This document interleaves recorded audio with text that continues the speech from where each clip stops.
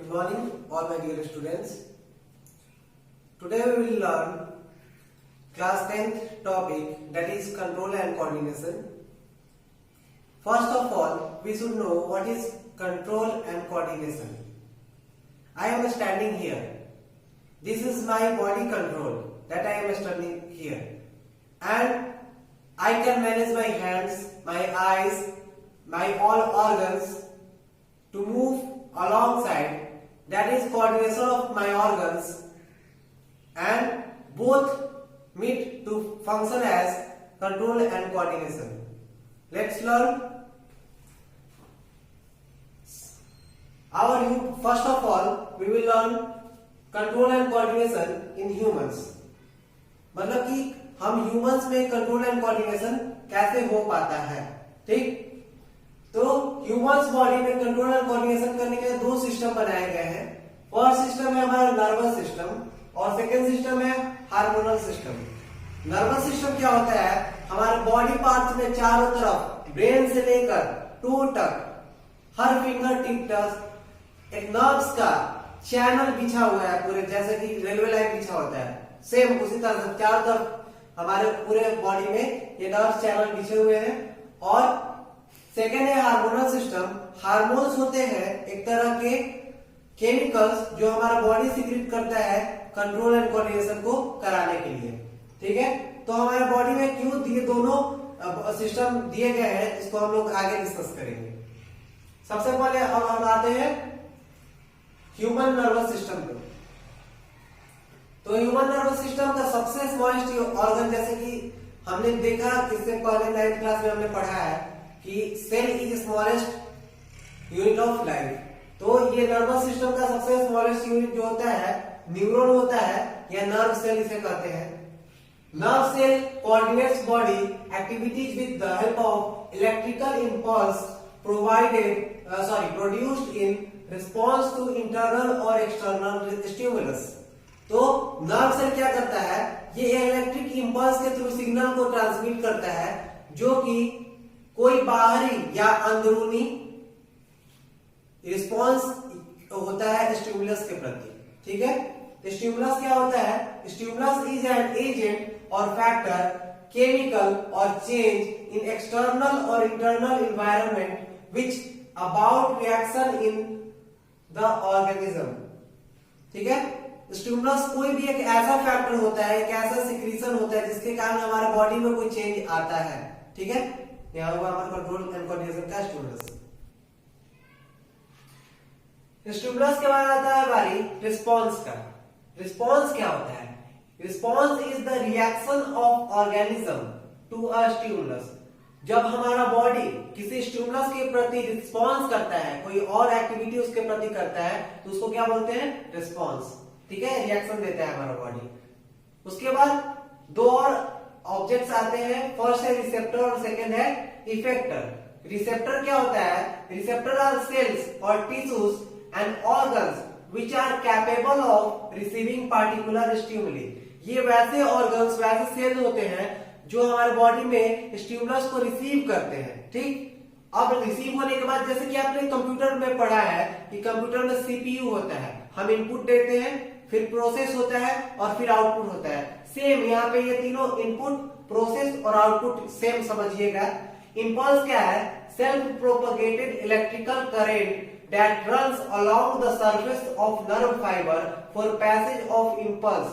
अब इंपल्स दौड़ता है इलेक्ट्रिकल सिग्नल के फॉर्म में और उस हमारे सेंट्रल नर्वस सिस्टम तक पहुंचता है। उसके बाद इफेक्टर्स होते हैं आर द मसल्स और ग्लैंड्स और टिश्यूज और sales which act in response to a stimulus received from nervous system। ये रिस्पॉन्स देता है। इफेक्टर्स होते हैं जो ऐसे ऑर्गन जो रिस्पॉन्स देते हैं किसी स्टिमुलस के प्रति। अब आते हैं रिसेप्टर्स कितने टाइप्स के होते हैं, बहुत टाइप्स के ऐसे रिसेप्टर्स होते हैं, कुछ हमने डिस्कस किया है। फोटो रिसेप्टर, फोटो रिसेप्टर वैसे रिसेप्टर होते हैं जो कि किसी लाइट के प्रति, फोटो मतलब लाइट और रिसेप्टर मतलब लाइट के प्रति रिस्पॉन्स करने वाले रिसेप्टर को फोटो रिसेप्टर्स कहते हैं। नेक्स्ट है gusto receptors. Gusto receptors taste के प्रति रिसेप्ट करते हैं या उसके प्रति ट्रांसमिट करते हैं सिग्नल्स को। नेक्स्ट है थर्मो रिसेप्टर, ये हीट के प्रति करते हैं। ऑलफैक्टरी स्मेल के प्रति करते हैं, फोनो साउंड के प्रति करते हैं, और टैंगो ये टच के प्रति करते हैं। Okay, now we will learn about structure of neuron. तो जो हमारा सबसे स्मॉलेस्ट सेल है न्यूरॉन, जिसे नर्व सेल कहते हैं, उसका स्ट्रक्चर कैसा होता है। तो सबसे पहले मैं आप लोगों को दिखाना चाहूंगा कि न्यूरॉन कुछ इस तरह से दिखता है। हमारा एक नर्व सेल का सबसे जो हमारे बॉडी का सबसे बड़ा सेल होता है वो कुछ इस तरह से दिखता है। ठीक है, अब जैसे जैसे मैं इसके स्ट्रक्चर्स को डिफाइन करते जाऊंगा मैं समझाते जाऊंगा। तो neuron is a structural and functional unit of nervous system that is specialised to receive, conduct and transmit impulses. ठीक, तो नर्वस सिस्टम का सबसे स्मॉलेस्ट स्ट्रक्चरल और फंक्शनल यूनिट जो है वो क्या है, नर्व सेल है। ठीक, या न्यूरॉन जिसे कहते हैं। ये इसका क्या काम है, रिसीव करना, कंडक्ट करना और फिर वापस सेंड बैक करना। ठीक है, इसका लेंथ करीब 90 सेंटीमीटर टू 100 सेंटीमीटर होता है। ठीक, अब इसके 3 पार्ट्स होते हैं मेनली।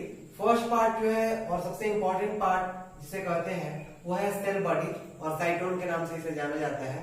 सेल बॉडी क्या है, it is the broad rounded stellate part of the neuron that contains a central nucleus, abundant cytoplasm and various cell organelles except centriole। मैं बताऊंगा क्यों सेंट्रियोल का इसमें जिक्र किया गया है। सबसे पहले आप देखिए कि ये इसका जो पार्ट हुआ सेल बॉडी जिसे मैंने अंकित किया है यहाँ पे, सेल बॉडी ये जिसमें साइटोप्लाज्म है। ठीक, साइटोप्लाज्म के अलावा उसमें न्यूक्लियस भी है अवेलेबल, और ये सेल बॉडी क्या करता है, ये साइटोप्लाज्म और पूरी एक्टिविटी जो होती है इस सेल बॉडी में ही होती है। ठीक, अब इसके बाद ट्रांसमिट करने का और रिसीव करने का फंक्शन कैसे होता है, ये डेंड्राइट्स करते हैं। डेंड्राइट्स आपको दिख रहा होगा, ये जो ब्रांच स्ट्रक्चर है साइटोप्लाज्म का एट लास्ट एंड में, जहां से सेल हमारा स्टार्ट होता है, और ये हमारा एक्सॉन हो गया और एक्सॉन टर्मिनल्स हो गए जो इंड कर रहे हैं एक्सॉन्स। ओके, कि सेल और various cell organelles are found in the cell body except centriole, because centriole जो होता है वो वहां पे होता है जहां सेल डिवीजन होता है। तो एक बार जो नर्व सेल बन जाते हैं वो डिवाइड करके दोबारा नहीं बन पाते हैं। इसी कारण से एक बार डैमेज होने वाला नर्व सेल वापस उनकी क्षतिपूर्ति नहीं हो पाती है। ठीक, पार्ट बी है इसका डेंड्राइट्स, जैसे मैं जिक्र कर रहा था ये है इसके डेंड्राइट्स। ठीक, dendrites are fine short and branch protoplasmic process of the cell body that pick up sensation and transmit the same to the cell body। ये डेंड्राइट्स ही पूरे जो स्टिमुलस के रिसीव करते हैं, ये डेंड्राइट्स ही रिसीव करते हैं। ठीक है, और उनको सेल बॉडी में ट्रांसमिट कर देते हैं। ठीक, उसके बाद है axon. Axon is long fibre like protoplasmic process that carries impulse away from cell body. ये हमारा लंबा स्ट्रक्चर सेल बॉडी जहां खत्म होता है वहां से एक्सॉन शुरू होता है, और यहाँ पे एक्सॉन इन होता है एक्सॉन टर्मिनल पे। तो ये लंबा सा स्ट्रक्चर जो सेल बॉडी से इंपल्स को आगे ट्रांसमिट करता है उसी को बोलते हैं एक्सॉन। तो एक्सॉन से हमारा इंपल्स ट्रांसफर हो रहा है, और एक्सॉन लास्ट में ब्रांच होकर एक्सॉन टर्मिनल्स में डिवाइड होते हैं और वहीं पे खत्म हो जाते हैं। एक्सॉन टर्मिनल में इंड इन मसल, ये एक्सॉन टर्मिनल किसी मसल में या फिर किसी अदर ग्लैंड्स में या फिर अदर किसी सेल में इंड करेंगे एंड और form synapse with dendrites of other neuron. अगर इन्हीं एक्सॉन टर्मिनल पे यहाँ पे फिर से कोई और इसको न्यूरॉन कवर कर रहा है या फिर इसको अटैच कर रहा है, तो यहाँ पे कोई और डेंड्राइट से मैच होके नेक्स्ट न्यूरॉन में ये सिग्नल को ट्रांसमिट करेंगे। उस पॉइंट को क्या कहते हैं, साइनेप्स कहते हैं। इसे याद रखिएगा, मैं इसको डिफाइन करूंगा फर्दर। इसके बाद आता है बारी कि हमारा जो ये नर्व सेल्स होते हैं 3 टाइप्स के होते हैं। फर्स्ट हो गया sensory, then motors and third one is connector. Sensory neurons वैसे न्यूरॉन्स होते हैं जो उसको रिसीव करते हैं। ओके, कनेक्टर्स होते हैं जो कि सेंसरी न्यूरॉन्स को मोटर न्यूरॉन से कनेक्ट करते हैं, और मोटर न्यूरॉन्स मेन सिग्नल को ट्रांसमिट करते हैं उस रिसेप्टिव ऑर्गन्स को, इफेक्टिव ऑर्गन को, इफेक्टर्स मसल्स को, कि क्या आपको फंक्शन करना है। नेक्स्ट टॉपिक हमारा रहेगा how this impulses are transmitted. हम नेक्स्ट क्लास में से डिस्कस करेंगे। अगर आपको कोई भी दिक्कत हो रही है तो कमेंट बॉक्स में अपना क्वेश्चन आप डाल सकते हैं।